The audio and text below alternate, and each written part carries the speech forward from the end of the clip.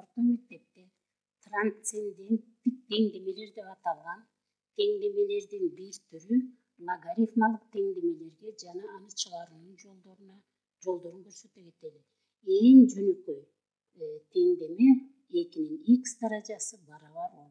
Мында даража көрсөткүч белгисиз болуп жатат.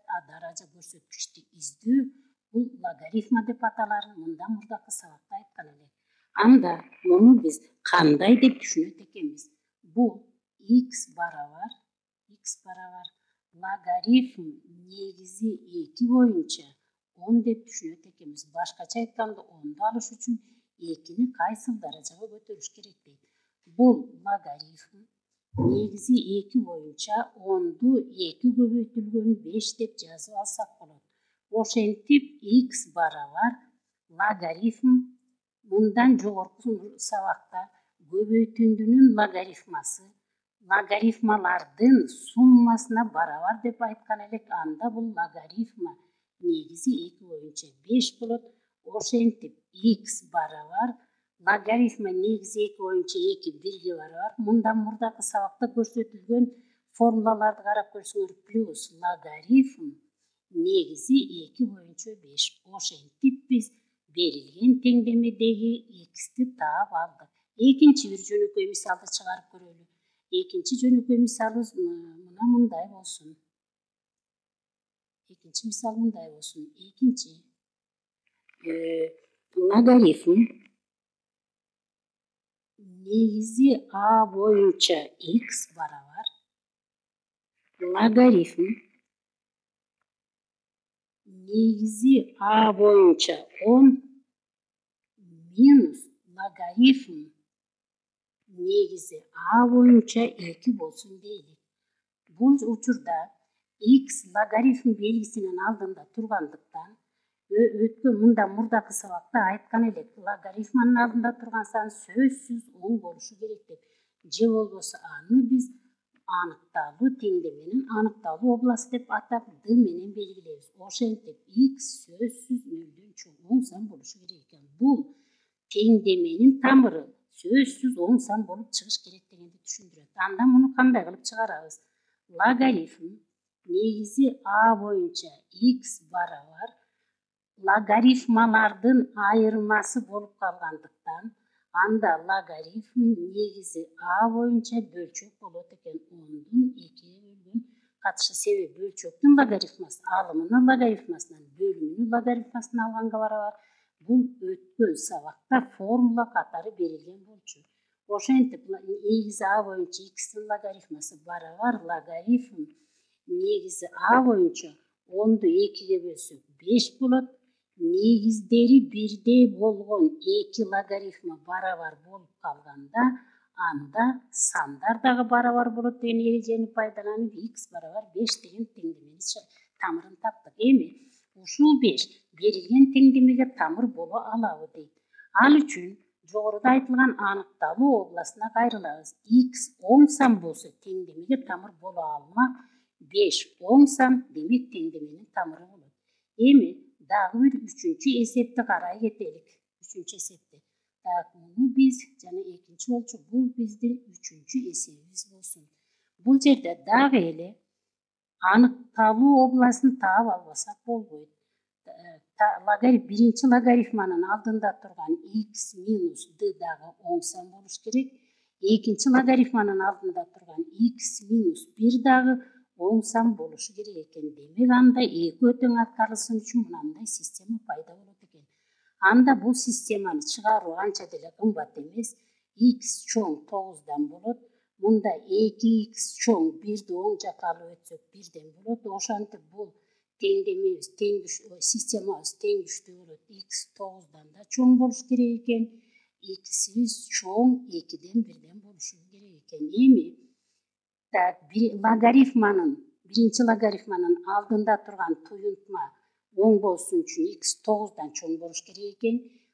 Экинчи логарифманын алдында турган туюнтма 10 сан болуш үчүн x 2ден 1ден чоң болуш керек экен. Анда эки өтөң канагаттандырыш үчүн кайсыны кабыл алабыз дегенде анда албетте 9дан чоң болсо 2ден 1ден чоң болот. Ошентип x чоң 9дан болуш керек экен.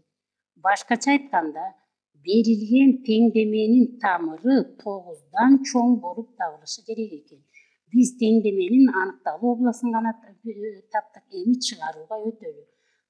Теңдеменин сол жагында логарифмалардын суммасы тургандыктан, логарифма анда мындан мурдагы сабакта айтылган, эгерде логарифмалардын суммасы турса, анда муну көбөйтүндү түрүндө жазып алабыз. X минус 9 көбөйтүлгөн 2x минус 1 барабар, бул жакта логарифма турат. Демек анда бул жакта да логарифма туруш керек эле. Анда келгиле мейли 2 көбөйтүлгөн 1 деп алалы, себеби 2-ни 1-ге көбөйткөндө баары бир 2 чыгат, эч нерсени бузган жокпуз.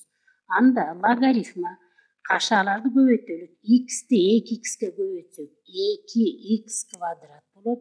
X'ти минус 1-ге көбөйтсөк минус x болот. Минус 9'ду 2x'ке көбөйтсөк минус 18x болот. Минус 9'ду минус 1'ге көбөйтсөк плюс 9 болот. Барабар 2 болот дагы. Өткөн сабакта логарифманын биринчи касиетинде жазылгандай, бирди логарифма 10 менен белгилеп алсак болот. Бул жердеги логарифма 10'дук экендигин өзүңөр көрүп турасыңар. Эгерде логарифманын негизи 10 болуп а болсо, анда мындай логарифмаларда 10'ду жазбай эле LGA деп жазуу кабыл алынган. Демек, мындай жазуу турган болсо, демек мунун негизинде 10 бар деп түшүнөбүз. Анда LG 10 бул 1-ге барабар болот. Ошентип анда кашаанын ичиндеги окшош мүчөлөрдү жыйнайлы. 2x квадрат минус x'ин алдында 1 деген коэффициент бар. Анда белгилер 1 болсо кошулат, 19x болот плюс 9 барабар. Ал эми дагы эле өткөндө логарифманын касиеттери дегенде бул 2 10го даража болуп жазылары формулада көрсөтүлгөн 10'дун квадраты болот. Ошентип негиздери барабар болгон 2 логарифм барабар болду, анда сандар да барабар болот. 2x квадрат минус 19x плюс 9 барабар 10'дун квадраты болуш керек. 10'дун квадраты албетте 100 болот дагы.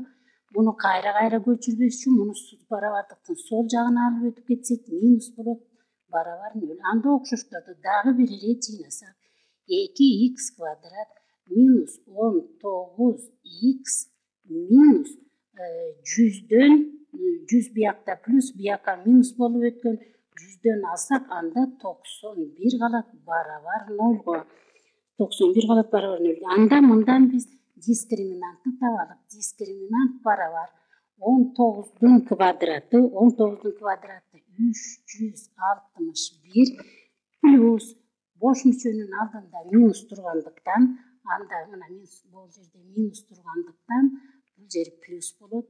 2'ни 4'кө көбөйтөбүз 8 болот. 2'ни 4'кө көбөйтсөк, анда 8'ди 91'ге көбөйтсөк 728 болот. Барабар 361'ге 728'ди кошсок 1089 болот экен. Ошентип дискриминантты таап алдык. Анда x биринчи, экинчи барабар экинчи коэффициентти карама каршы белгиси менен алабыз. Плюс минус дискриминантыбыз 1089 болду. Андан кийин биринчи коэффициент 2'ни дагы 2'ге көбөйтөбүз 4 болот. Барабар 1089 дискриминант. Демек 19 плюс минус 1089'дан тамыр чыгарсак 33 чыгат бөлүнгөн 2. Ошентип биринчи тамырды табалы. Биринчи тамырды табыш үчүн минус белгисин алалы. Могул жерде плюс жана минус деген 2 белги турат. Минус 33 бөлүнгөн 2. Демек анда 33'төн 19'ду алабыз. Анда минус 14 калат. 14 калат. 14 40 33'төн 19'ду алабыз. Бөлүнгөн 2. Муну 4 мына жер 4 кечирip болот 4. Бул жерде бөлүмдө 4 болот, анда бул жерде 4 болот. Муну кыскартып жиберсек 2'ге минус 7 бөлүнгөн 2 болот. Жарайт. X экинчи тамырын табалык. X экинчи тамыры барабар 19'ga 33'tü koşobuz dagı 4'kö bölөбүz. Barabar 19'ga 33'tü koşsok 52 bolot. 52'ni 4'kö bölsök 13 bolot. Oşentip biz 2 tamır taptık sizler menen. Biri 13 boldu, biri 2'den 7 boldu. Эми anyktалуу областына кайра кайрылып барса, x сөзсүз 9'dan çoň bolup tabılışı gerek bolчу. X birinci tamır kanagattandırbayt eken, bul 9'dan çoň emes. Oşentip berilgen tengdeme жалгыз gana bir 13 degen tamırga ee bolot eken.